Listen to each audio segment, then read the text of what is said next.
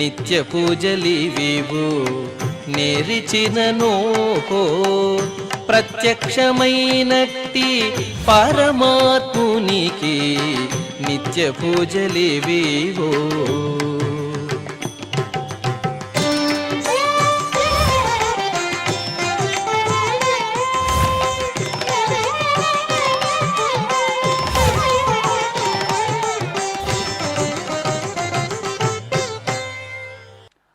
ఓం నమో వెంకటేశాయ.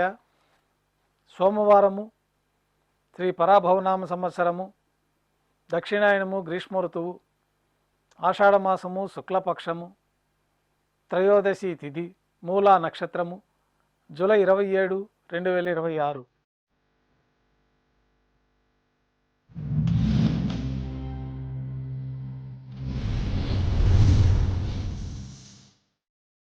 ప్రాతకాల నైవేద్యాల్లో భాగంగా అన్నప్రసాదాలు, పణ్యారాలు నైవేద్యంగా సమర్పించి సాతుమూర పూర్తయిన తర్వాత భక్తులని సర్వదర్శనానికి అనుమతిస్తారు. కొద్ది విరామం తర్వాత మాధ్యాహ్నిక ఆరాధనలో భాగంగా బంగారు పంచపాత్రలో శుద్ధ జలాన్ని నింపుకొని దేవతామూర్తులకు ఉపచారాలు సమర్పించి తులసీ దళములతో అష్టోత్తర శతనామార్చన నిర్వహించి మాధ్యాహ్నిక నైవేద్యంలో భాగంగా అన్నప్రసాదాలు స్వామివారికి నైవేద్యంగా సమర్పించి అనంతరం భక్తులని సర్వదర్శనానికి అనుమతిస్తారు. ఉభయ దేవేలతో శ్రీ మలయప్ప స్వామివారు బంగారు తిరిచిపైన వేంచేస్తారు. మేళతాళాలతో ఊరేగింపుగా విమాన ప్రదక్షిణంగా సంపంగి ప్రాకారంలో కల కళ్యాణ మండపానికి చేరుకుంటారు. కళ్యాణోత్సవం ప్రారంభమవుతుంది. పుణ్యాహవచనము, అంకురార్పణ, రక్షాబంధనము, అగ్ని ప్రతిష్ఠ, స్వామివారికి అమ్మవార్లకి కళ్యాణం సందర్భంగా నూతన పట్టు వస్త్రాల సమర్పణ, మహాసంకల్ప పఠనం, మాంగళ్యాల ఆరాధన, మాంగళ్యాల పూజ ప్రారంభమైన తర్వాత శ్రీవారి తరఫున మాంగళ్యాలని అమ్మవార్లకు సమర్పణ గావించి ఈ సందర్భంగా శ్రీవారికి అమ్మవార్లకి కర్పూర నీరాజన సమర్పణ, విశేషమైన హోమాలతో పూర్ణాహుతి పూర్తయిన తర్వాత మాలా పరివర్తనం అనే కార్యక్రమాన్ని నిర్వహించి ఉభయ దేవేరులను శ్రీవారి చెంతకు చేర్చి ఈ సందర్భంగా అక్షతారోపణం అనే వైదిక కార్యక్రమాన్ని నిర్వహించి కర్పూర నీరాజనము, నైవేద్యము, తిరిగి కర్పూర నీరాజనంతో కళ్యాణోత్సవం పూర్తవుతుంది.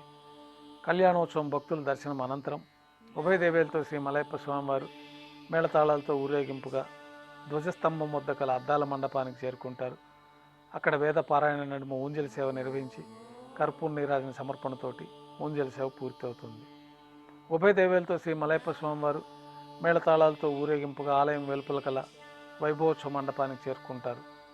ఆర్జిత బ్రహ్మోత్సవంలో భాగంగా స్వర్ణ గరుడ వాహనంపైన శ్రీ మలయప్ప స్వామివారు వేంచేస్తారు. కర్పూర నీరాజన సమర్పణతోటి స్వర్ణ గరుడ వాహన సేవ పూర్తి అవుతుంది. హనుమంత వాహనంపైన శ్రీ మలయప్ప స్వామివారు వేంచేస్తారు. కర్పూర నీరాజన సమర్పణతోటి హనుమంత వాహన సేవ పూర్తి అవుతుంది. పెద్ద శేష వాహనంపైన శ్రీ మలయప్ప స్వామివారు వేంచేస్తారు. కర్పూర నీరాజన సమర్పణతోటి పెద్ద శేష వాహన సేవ పూర్తి అవుతుంది. ఉభయ దేవేలతో శ్రీ మలయప్ప స్వామివారు బంగారు తిరిచిపైన వేంచేసిన తర్వాత కర్పూర నీరాజన సమర్పణతోటి ఆర్జిత బ్రహ్మోత్సవం పూర్తి అవుతుంది. సాయం సంధ్య వేళలో 1000 దీపాలతో అలంకరించబడి ఉన్న సహస్ర దీపాలంకరణ సేవ మండపానికి ఉభయ దేవేలతో శ్రీ మలయప్ప స్వామివారు మేళతాళాలతో ఊరేగింపుగా చేరుకుంటారు. వేదం, గానం, నాదం నడుమ సహస్ర దీపాలంకరణ సేవ నిర్వహించి నక్షత్ర నీరాజనము, కర్పూర నీరాజన సమర్పణతోటి దీపాలంకరణ సేవ పూర్తి చేసుకొని 4 తిరువీధులు ఉత్సవం జరుపుకుని భక్తులను అనుగ్రహించి ఆలయంలోకి చేరుకుంటారు.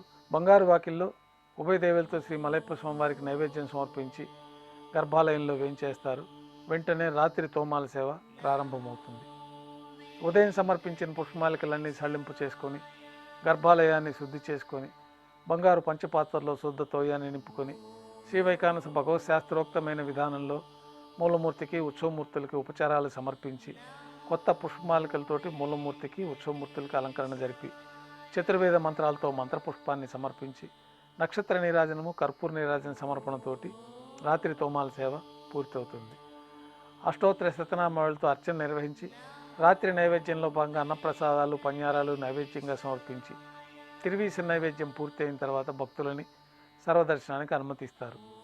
కొద్ది విరామం తర్వాత ఏకాంత సేవలో భాగంగా రాత్రి సమర్పించిన పుష్పమాలికలన్నీ సళ్ళింపు చేసుకొని గర్భాలయాన్ని శుద్ధి చేసుకొని బంగారు పంచపాత్రలో బ్రహ్మ తిరువారాధన కోసమై బంగారు బిందెలోని తీర్థాన్ని సమర్పించి ఏకాంత సేవలో భాగంగా బంగారు పట్టు పాన్పు పైన శ్రీ భోగ శ్రీనివాసమూర్తి వారిని వెంచేపు చేసుకొని ఏకాంత సేవలో భాగంగా దారోష్ణమైన గోక్షీరము, జీడిపప్పు, ద్రాక్ష, కలకండ కలిపిన మిశ్రమాన్ని దేవతామూర్తులకి పండ్లు నైవేద్యంగా సమర్పించి కర్పూర నీరాజనంతో ఏకాంత సేవ పూర్తి అవుతుంది. ఓం నమో వెంకటేశాయ.